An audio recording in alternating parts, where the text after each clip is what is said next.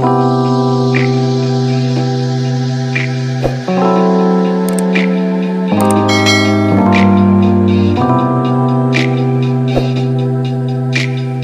dear Capricorn. I am Jamie Dawn, your revolutionary astrologer, bringing you your July 2021 horoscope. So excited because we have a really positive month ahead, especially as we have the sun and a lot of energy energizing the sign of Cancer, which of course is opposite of yours. But we also have a lot of Leo influence as well, and Mercury going direct. And so there is this energy for you of clarity, understanding, communication, some nurturing, as well as you being able to have the courage and have the ability to be able to walk through some things that may have given you fear, especially if it comes to your second and eighth house. That's what's going to be emphasized to start with. And then as you continue throughout the month of July, that seventh and fourth house is going to be energized as well. And so what you're working with as far as the energetics are concerned and the areas of your life have a lot to do with how you handle your income and your finances, the things that you hold valuable, your tangible assets, as well as partnerships and how you want to be in a partnership with somebody. It also can create some opportunities as we move into the month for you to be able to face some fears around maybe that scarcity mindset or feeling responsible for everybody and everything and not having the resources in which you want to be able to maybe have some pleasure and fun, but also take care of those who you care so much for. However, what I will say is if you're willing to keep doing what Capricorn can do so well, which is face the fears head on, climb that mountain. You're the mountain goat for a reason. And you can climb those crags, if you will, of the rocks and take some dangerous, calculated risk, if you will, that can produce rewards. And that's what I would say July's theme is for you, Capricorn. It's all about risk versus reward. Now, Mars is going to be in that second house, or excuse me, that eighth house, and Saturn is in your second. And that's an opposition that happens right as we start the month of July. And you're going to also feel the square of Mars and Uranus, Mars again in the eighth house and Uranus in the fifth. And so what this may do is it can produce some dynamic tension this first week of July around going into your joint resources, the people that maybe you depend on. Maybe there's loans, maybe there's money that's being spent and you want to make sure you have the resources. Saturn sitting in that second house could create a little fear of anxiety of saying, will I have what I need in order to pay for what I want to pay for? And with that Uranus square, you may find that there's a sudden expense because you want to have some fun. Maybe there's a new relationship or relationship rekindling that's happening and you want to go visit that person and that means it costs money, or you want to take time out of work and yet you're responsible, you have people depending on you, things that need to get done, and you may have to negotiate some of the time spent, some of the money spent. It may also be that you don't feel like you're an equal partner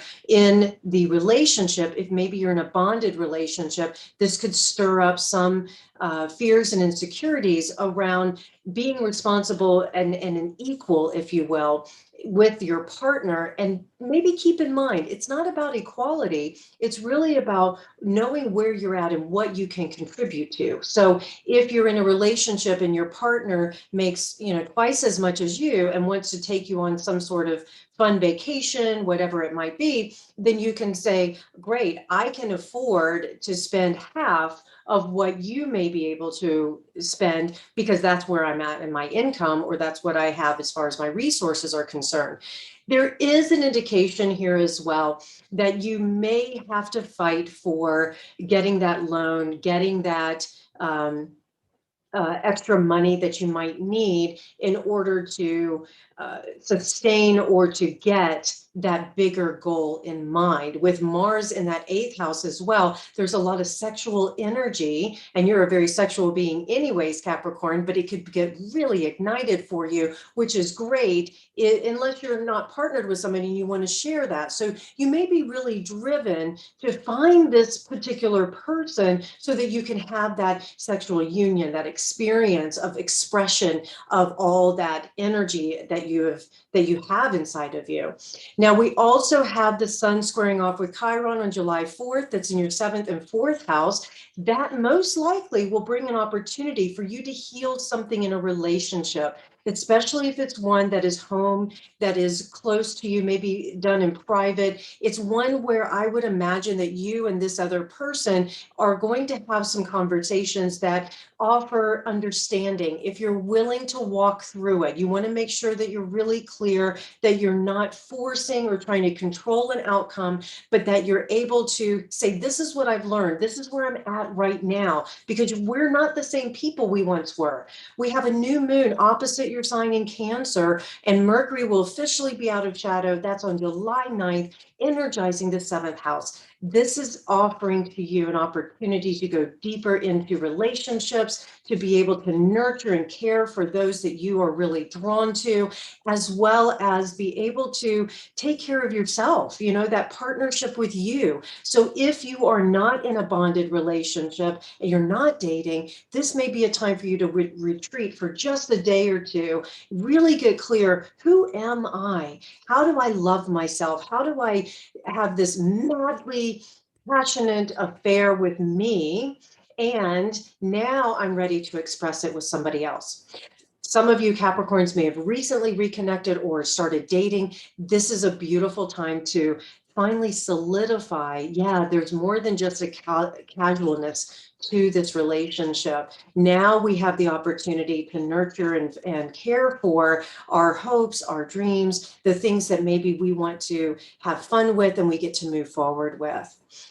The other thing that you get to experience this month is Mercury entering into Cancer again in that 7th house. That's on July 11th, further energizing your partnerships and your relationships, making a beautiful trine to Jupiter in Pisces, which is retrograde. That's in your 3rd house. If you have been discouraged about how communication may not be flowing as easily, maybe you and whoever you are dating, partnered with, also professionally, if you've had frustrations around getting some things done or communicating clearly what it is that you ultimately are wanting, and how that shows up. And then this feel good, there's a lot of emotion here, so you can get emotionally invested in whatever this connection is offering. And so try not to get frustrated that first half of July, because here we have this new moon with Mercury then entering Cancer, making a beautiful trine to Pisces, offering great compassion, great healing,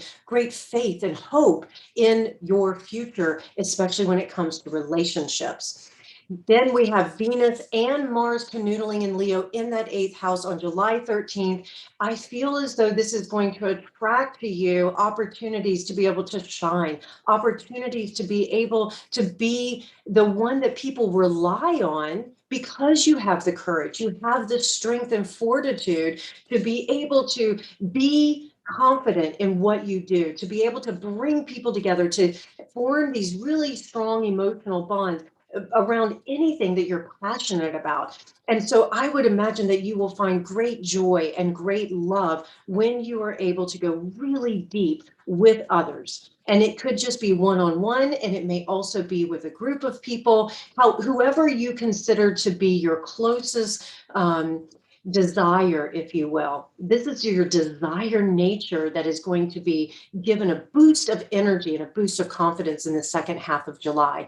I would also say it gives you a chance to play. You can find the resources that you need in order to have some fun and connect really deeply with those that just energize you. I think that's the other thing. We have the sun trining Neptune on July 15th in your 7th and 3rd house, further emphasizing that you're going to surround yourself with those who celebrate you, those who bring out the best in you, those who allow you to really shine in a way that no one else can. In other words, they can see your Capricorn, as my best friend and I joke about, and they can still love you through it. They can still say, you know what, that's just Capricorn being Capricorn. It's okay. I'm not taking it personally. Because I will say the first half of July, it's easy to take things personally when we have so much Cancerian emphasis, because Cancer in nature is very emotional and it has a tendency to take on the responsibility. It's the mother archetype and saying, oh no, I must not be a good parent, or I must not be a good person because somebody's in pain or somebody's disappointed in me or whatever. And so what you're working with, Capricorn, is remembering that responsibility means the ability to respond, and you'll have the resources to do it. And if you don't have the resources, you're able to communicate in a very kind and compassionate way, because it's not what you say, it's how you say it. The sun trining Neptune on July 15th, and then the sun moving into Leo on the 22nd, Venus moving into Virgo that day, further emphasizing your 7th, 8th, 9th house. And so what you're going to be looking at is all these experiences that you've had over the last month or two, is that now you want to share it with someone special. You want to share it with someone who shares your ideas, who energizes you, who can also look at ways to be of service, how you can take, with Venus and Virgo in that 9th house, how you can take your belief systems about maybe relationship, your belief systems about how someone is supposed to show up, your expectations, and you're able to improve them. You may even find, again, if you're a single Capricorn, that you're aligning with someone who shares a similar value system and is someone who wants to be able to improve. It's sort of that self-improvement, but also brings out that best in you. And I would also say that Capricorn, for business and engaging just in the world, you may very much look at what you desire and how it shows up, how it energizes you, how you take these deeper understandings and mysteries, and then you're able to share. Venus is a give and take, it's harmony and peace. And so you may find that you're able to take everything that you believe now and that you understand, and you're able to share it with others in a way that can be of great service. And it can also invite a little bit more discrimination around what you believe. So if you're watching the news or you are reading things that stimulate that philosophical mind, that Venus will allow you to go, is that person genuine that I'm reading? You know, being that own inner authority, it allows you to be able to really discriminate about who you trust, who you don't trust. Not everybody's belief is going to be your belief. We have an Aquarius full moon on July 24th. That is in your 2nd house. Remember, Saturn is sitting there and will be there for a while longer. That gives you an opportunity maybe to let go of a particular income so that you can bring in something new, or to launch an income that allows you to bring in more ways in which you can offer your gifts to others, that you can care for and nurture your family. You can be that responsible one to build this empire that you're looking to build in your own unique way.